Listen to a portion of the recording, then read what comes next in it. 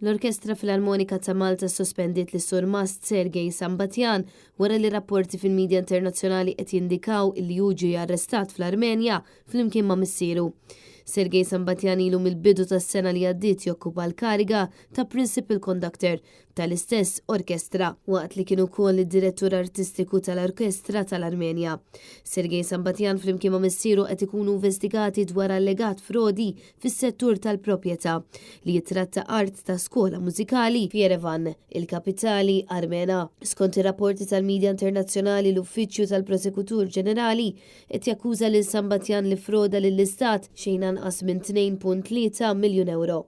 Dan il-każ ilu għaddej taħt investigazzjoni sa mill-2012 u jinvolvi żona ta' madwar 300 metru kwadru ta' art b'valur ta' xejn anqas minn $170 miljun.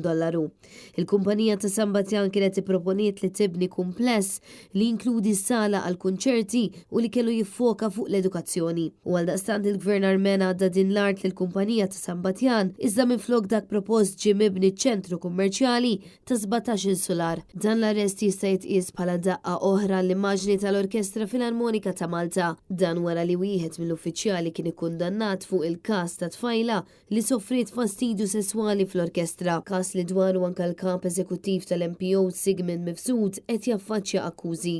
U issa għandek anke id-direttur prinċipali tal-MPO li kien arrestat. L-istqarrija uffiċjali tal-Orkestra Filarmonika ta' Malta qalet li d-deċiżjoni finali dwar il-każ tittieħed la darba jiġu aċċertati l-fatti.